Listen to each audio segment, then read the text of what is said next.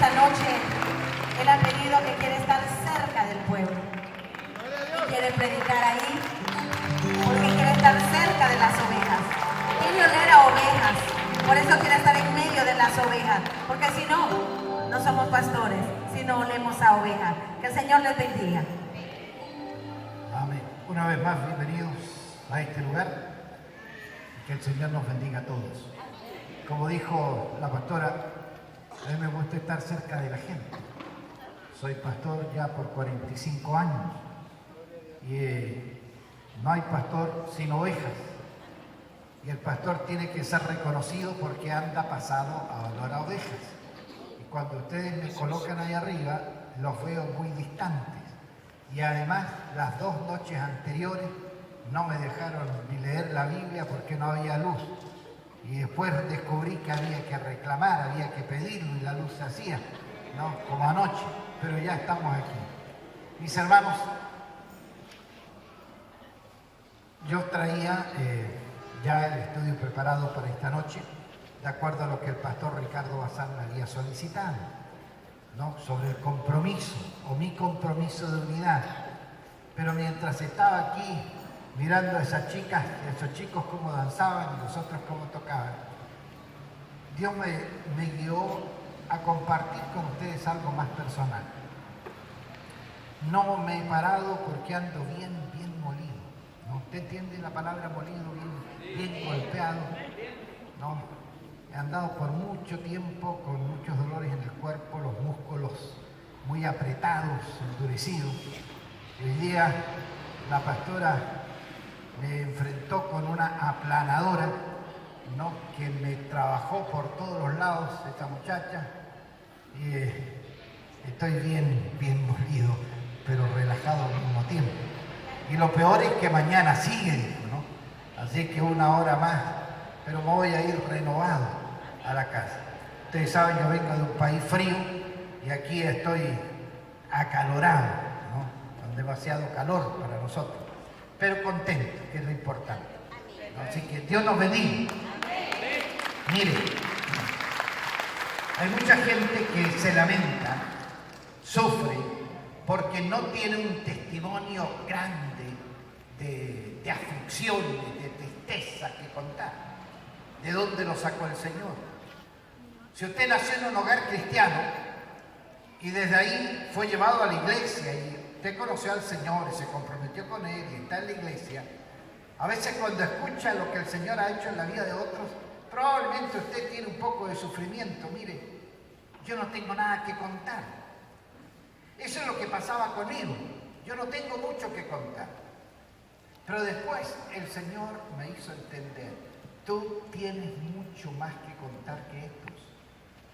Porque en mi amor y en mi misericordia, dijo el Señor, te he librado de tener que vivir por todo aquello que otros han vivido. Tú has disfrutado de la vida en comunión conmigo desde que naciste. Y eso me ayudó, claro que sí, ¿cierto? Muchos cuentan de las tristezas, de las penas que han tenido que pasar, que sufrir por el tipo de vida que tuvieron antes. Pero gracias a Dios que muchos de nosotros no tuvimos que pasar por esas experiencias. No hemos tenido que vivir todas las aflicciones que otros han vivido. Yo nací en un hogar cristiano. Mis padres se casaron habiéndose adelantado a los hechos. Y como resultado de ese adelanto, mi padre fue al extranjero y después de mucho tiempo al volver tuvo la noticia de que aquella muchacha joven estaba esperando un hijo. Mi padre sabía que el responsable era él y él se había convertido mientras estuvo afuera del país, había conocido a Cristo, entonces dijo, yo sé que ese hijo es mío y no puedo permitir que nazca un hijo mío sin conocer a su padre. De tal manera que a pesar de muchas dificultades que es largo de contar, se casaron a escondidas y tuvieron que huir de la casa de mis abuelos, que era gente de mucho dinero, y mi padre extremadamente pobre. Mi padre decía que él conoció los zapatos en sus pies a la edad de 12 a 14 años. porque no tenía nada antes. En cambio, ella venía de una familia bastante adinerada. El asunto es que se casaron por reparar un error. Y a causa de ese error que cometieron, nació este personaje que está con ustedes esta noche. Pero el error fue de haberse casado para reparar un error. Hoy en día la gente se casa por diversas razones, para reparar errores, por presiones, por sentirse solo y querer una compañía, alguien que le ayude, etcétera, etcétera. Pero pareciera ser que la razón o la causa por la cual todo hombre y toda mujer debiera contraer matrimonio, que es el amor, está más ausente. Y por eso que muchos se casan con el pensamiento, si no resulta, nos separamos. Nos casamos hoy, nos separamos mañana si el asunto no prospera. Y qué triste es eso. Yo no sé aquí, pero en mi país están habiendo divorcios todos los días, porque ahora tenemos una ley de divorcio de hace algunos años. Pero yo nací. Me llevaron desde el sur del país a la capital, siendo muy pequeñito. Allí crecí, comenzamos a ir a una iglesia. Y yo veía que mis padres, que eran del liderazgo de la iglesia, diáconos, en muchas ocasiones discutían entre sí. Y discutían acaloradamente. Nunca se golpearon, pero discutían acaloradamente. Nació un hermano, y mi hermano y yo sufríamos al ver esta situación de mis padres. Crecimos en ese ambiente de discusión, y la iglesia sabía de esto, y el pastor que había nos trató de ayudar mucho a mi hermano y a mí, también a mis padres, pero no prosperó.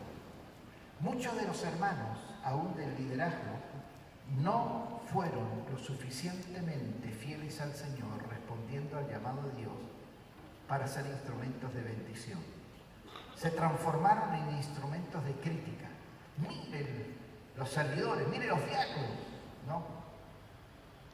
No se llevan bien y son diáconos, etc. Pero no estaban allí para orar por ellos, para aconsejarlos, para orar, sino solamente el pastor y una o dos personas más. Llegó el momento cuando mis padres se separaron, y eso causó mucho dolor en mi vida y en la vida de mi hermano. Y a raíz de todo lo que habíamos vivido, yo me propuse nunca casarme. El matrimonio no era para mí, porque yo no quería más tarde tener hijos y que mis hijos sufrieran lo que mi hermano y yo habíamos sufrido por esta mala relación de mis padres.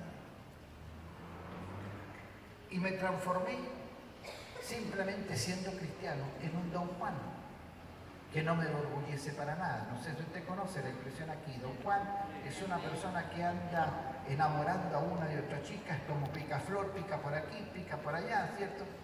Y para eso era bueno. Usted me ve medio feo ahora, pero en ese tiempo, varios años atrás, no era tan feo. Y me permitía hacer algunas cosas. Pero nunca falté el respeto a las niñas, porque yo no quería tener problemas. Y porque mi madre nos enseñó a mi hermano y a mí a ser muy cuidadosos con las niñas, ser protectores de ellas. Pero sí, estábamos por ahí en alguna relación sentimental, a abrazos, besos, y ya una semana, 2 semanas, lo más que podíamos durar era un mes.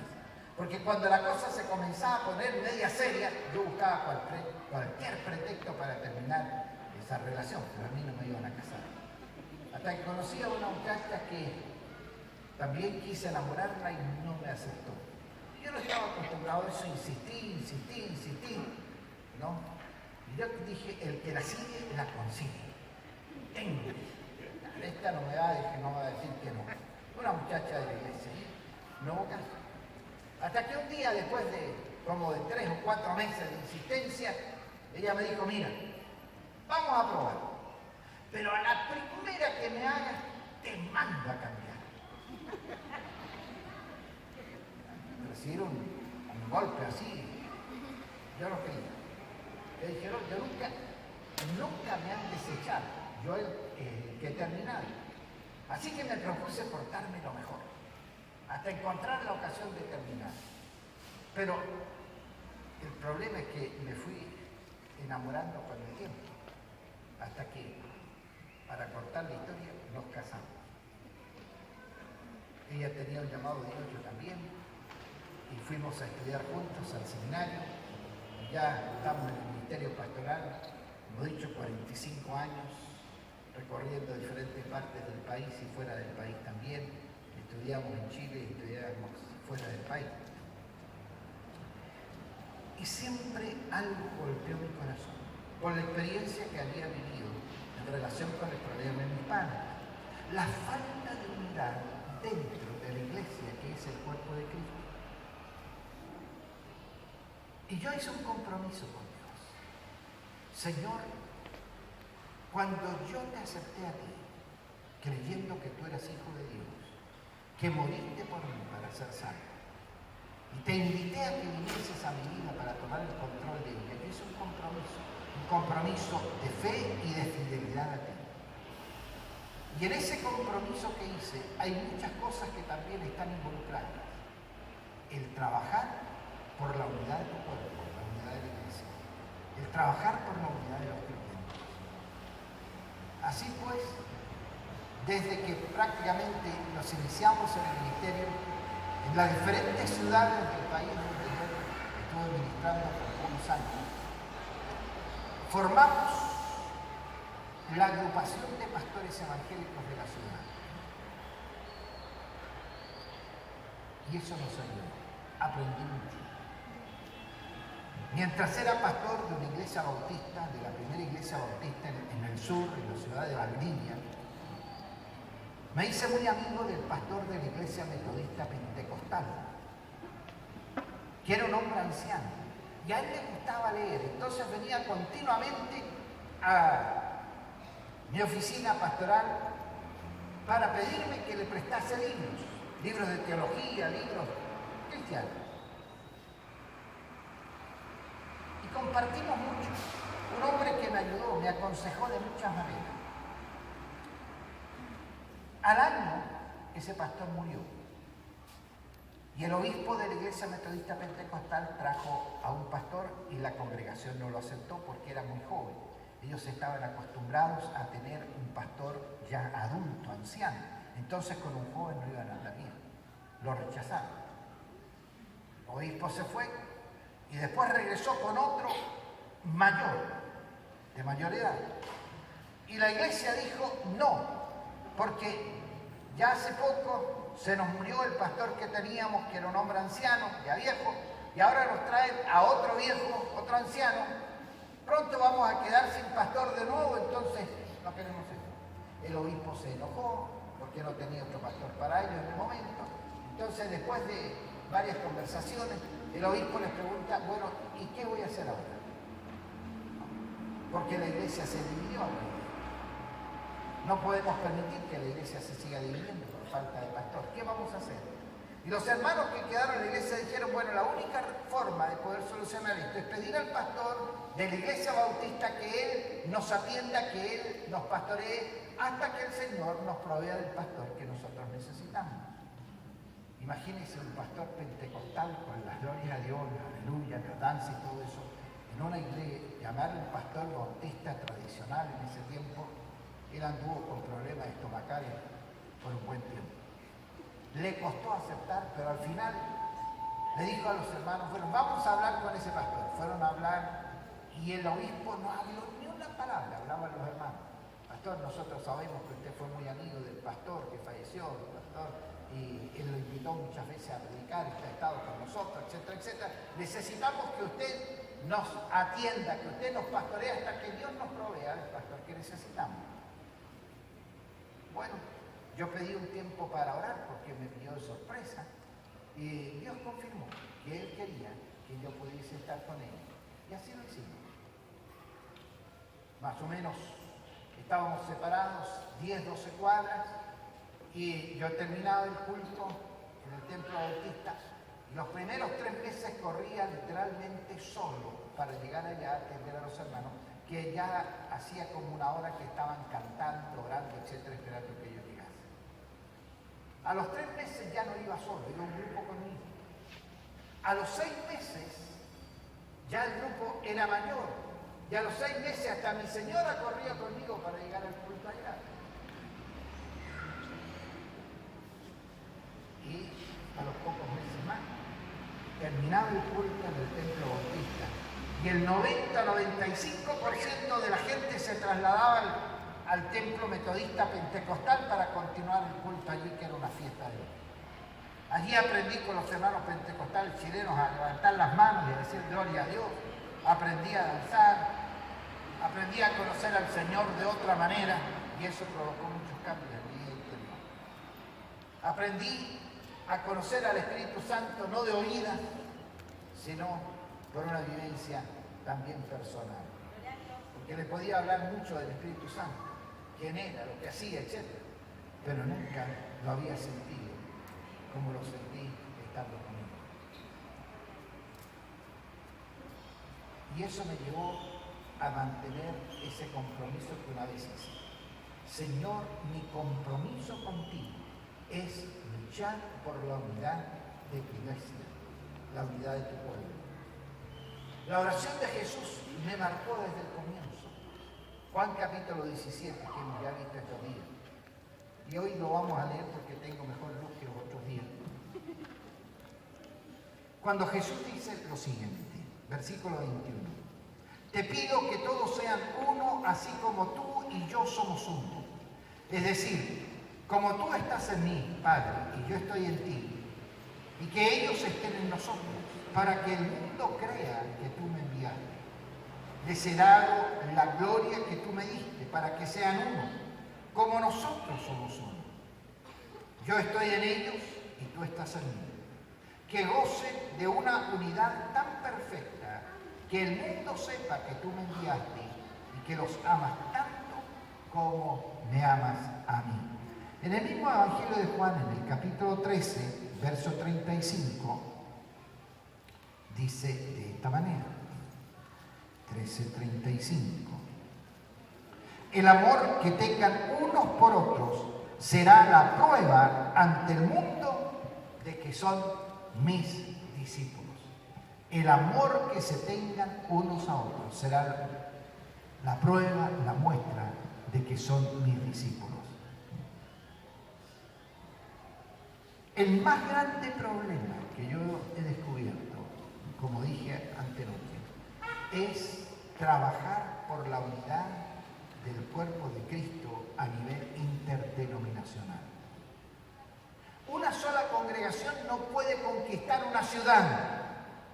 Una sola congregación no puede conquistar una nación.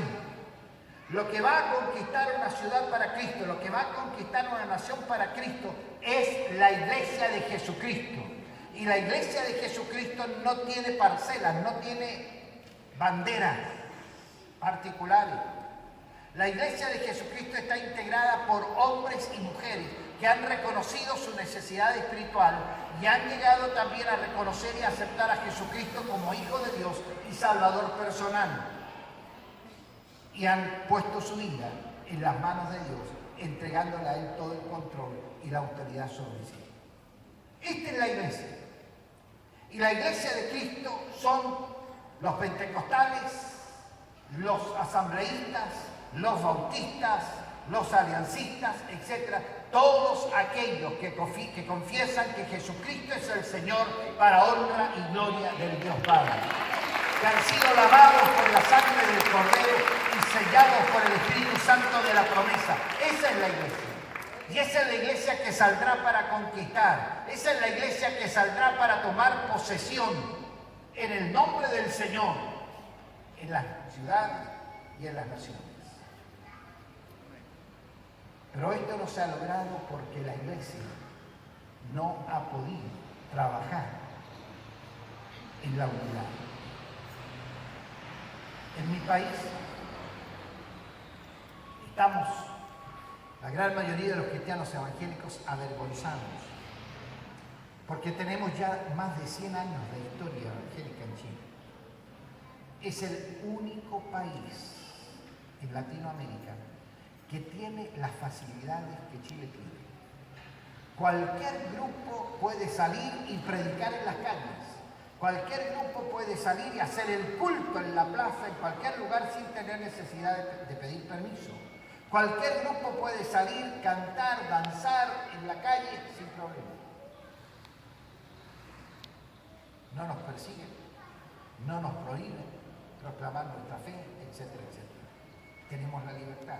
Pero sin embargo, teniendo todas las facilidades y la libertad que ya les he mencionado, no hemos podido crecer lo suficiente, porque todavía no estamos superando el 25% de cristianos en Chile, cuando debiéramos ser a lo menos el 50%, con todas las facilidades que tenemos. ¿Y el por qué?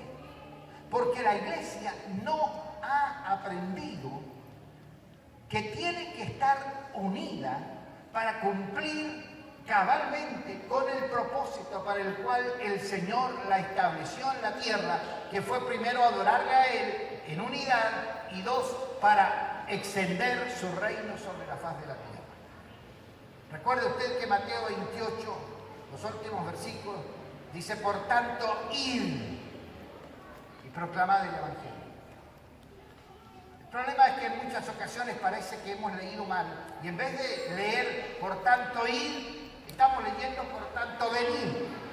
Estamos procurando que la gente venga a nosotros, que la gente venga al templo, que la gente se reúna con la iglesia. Y se reúne. Usamos muchos anzuelos para que la gente venga, para que los peces piquen. Campaña de sanidad divina, campaña de esto y de lo otro, y la gente ya está cansada y no viene. Mahoma fue más inteligente que nosotros. Mahoma dijo: si la montaña no viene a mí, yo voy a la montaña. Y nosotros todavía estamos pidiendo que la gente venga. Nosotros tenemos que ir donde la gente está, mostrar un genuino, un verdadero interés, preocupación por ellos, atenderles a ellos en el lugar donde están. Uno de los problemas que la iglesia ha tenido es que está pidiendo que la gente venga, y si la gente no viene al templo, no están los juntos con nosotros, entonces la gente no ha conocido a Cristo, no ha sido salvada. Pero la gente no viene a los templos porque está cansada de oír y de ver cómo viven muchos cristianos. Yo estoy hablando de Chile, ¿no? Aquí ustedes son diferentes, pero estoy hablando de Chile, ¿no? Entonces la gente no va. Por eso es que es tan importante, tan valioso el trabajo que la iglesia realice en grupos, en hogares, en células hogareñas. Porque mucha gente no va al templo, pero sí está más dispuesta a ir a una casa y allí aprender a conocer a Cristo y conocer a otros cristianos, ver cómo viven los cristianos, cómo se relacionan los cristianos, cómo actúan los cristianos, etc. Y ahí, por eso es que tenemos que trabajar. Cuando usted aceptó a Cristo, usted entendió que hacía un compromiso con Él. O simplemente usted se entusiasmó por lo que escuchó y dijo: Señor, yo reconozco que te necesito, ven a mi vida, yo quiero que tú seas mi Salvador para que me libres del castigo que merezco por los pecados cometidos y así pueda vivir por toda la eternidad en tu presencia. Eso está bien. Pero a la vez, cuando usted aceptó a Cristo, usted hizo un compromiso con Él. Un compromiso de fidelidad. Señor, yo te voy a ser fiel hasta la muerte. Es decir, por toda la vida que vivo. Yo te voy a servir en todo tiempo, en toda circunstancia, donde quiera que esté. Ese es el compromiso con Él. Señor, yo voy a compartir con otros mi experiencia de fe. Que otros puedan ver en mí la manifestación de tu amor, de tu poder, de tu misericordia, cambiando las vidas, así como cambias la mía y cambian las de otros. Y otro compromiso que usted tendría que haber hecho, junto con eso, es velar por la unidad del cuerpo de Cristo, que es la iglesia, a la cual usted pertenece. Usted tiene que ser responsable en eso, no esperar de los demás, sino es usted quien tiene que responder.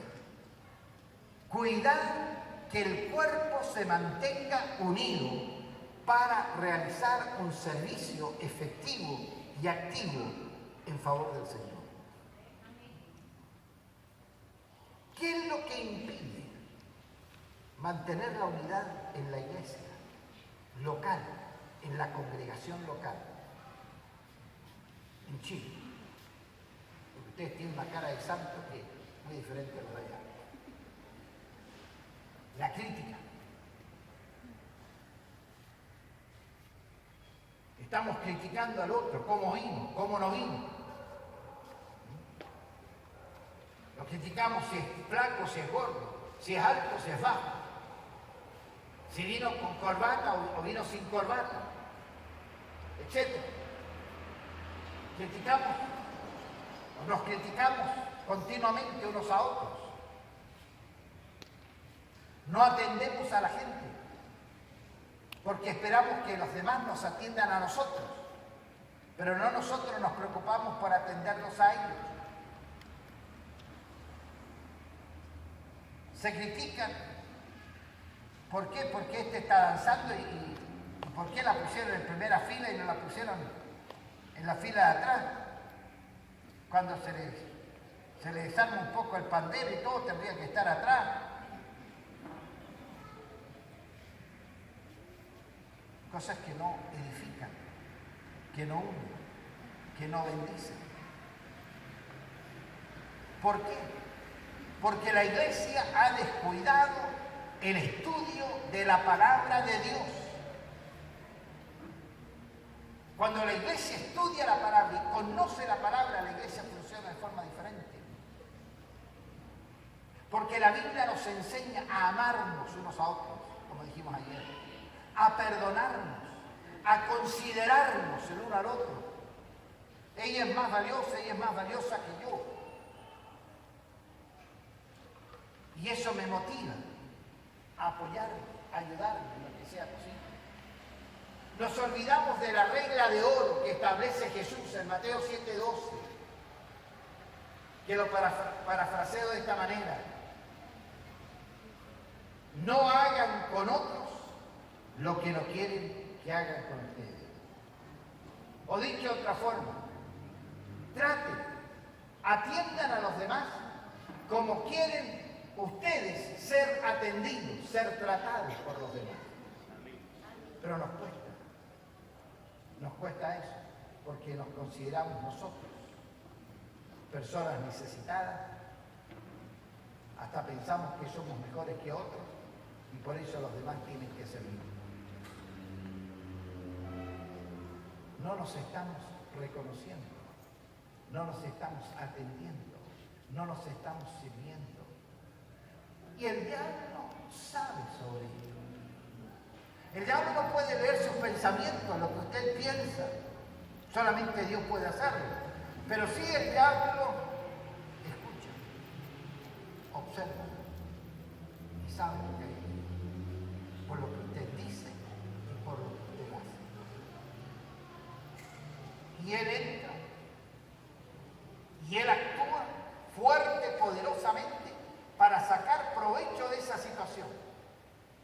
Y es ahí donde comienza a trabajar en la vida de muchos para crear mayor antagonismo, mayor rivalidad, mayores diferencias que van produciendo heridas, produciendo resentimientos, rencores, que nos van separando, nos van alejando uno. En Chile, como ya les dije, en 100 o más de 100 años de historia cristiana evangélica, con todas las facilidades que tenemos radioemisoras cristianas, tenemos canales de televisión cristianos, se predica el mensaje de la palabra en las radios, en la televisión, en los diarios, etcétera, donde sea. Podemos tener profesores de religión evangélica en colegios del Estado, pagados por el Estado. Ahora tenemos capellanes en todas las reparticiones de las Fuerzas Armadas en Chile, capellanes en la cárcel, capellanes en los hospitales, en los centros médicos, etcétera, etcétera. Y sin embargo, todavía no estamos creciendo.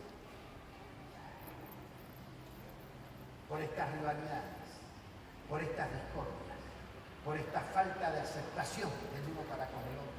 El pentecostal no se junta con el bautista porque el pentecostal dice: estos son como sacos de cemento, donde los dejan, ahí se quedan, no se mueven para nada. Nosotros le decimos a ellos: ustedes son unos desordenados, porque en el culto gritan, saltan, etc. Y nos hemos ido dañando con eso.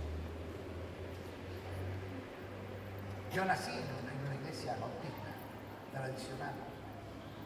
Cuando estando en la iglesia metodista pentecostal descubrí y conocí mejor al Espíritu Santo, me di cuenta que el Espíritu Santo no es desordenado, los desordenados somos nosotros. No es que el Espíritu tome a alguien y lo haga hacer cosas irreverentes, inadecuadas. El problema es un asunto emocional de mucha gente, pero no es obra del Espíritu. Eso nos llevó, esta falta de unidad, nos llevó a trabajar en nuestra región de casi 3 millones de habitantes, con diferentes ciudades en esa región, a formar una agrupación pastoral que llamamos CEP, Coordinadora Evangélica Pastoral. No ha sido fácil. Ya por 3 años estoy presidiendo esa coordinadora. El año pasado yo quise renunciar porque ya estoy cansado. Corriendo, viajando aquí, que allá, que a esta ciudad, que a este encuentro, que a esto, aquí, allá. Estoy cansado. Y atendiendo a la iglesia. Yo dije a los pastores del directorio de la coordinadora: hermanos, tenemos que elegir un nuevo directorio ya, porque yo ya no voy a continuar presidiendo esta coordinadora. Y fue una tremenda sorpresa para mí cuando algunos de esos pastores de diferentes ciudades, con los cuales no tengo mucha comunicación, salvo en nuestras reuniones y conversaciones, dijeron: pastor, si usted renuncia, nosotros nos retiramos de la coordinadora, porque usted es nuestra única referencia confiable para él. Y eso, después de mucho conversar, nos llevó a continuar un tiempo más. Pero yo espero que el Señor levante a otro que siga con eso, para uno poder descansar un poco. Mi compromiso es trabajar por la unidad del pueblo de Dios. Mi compromiso es trabajar primero por la unidad de la congregación donde yo estoy pastoreando, junto con otros. Ahí va. Porque si yo tengo una congregación unida, pastoreo una congregación que da un testimonio de unidad, de respeto, de amor mutuo permanentemente, eso me va a avalar y me va a dar autoridad para poder animar a otros pastores y congregaciones a hacer lo mismo.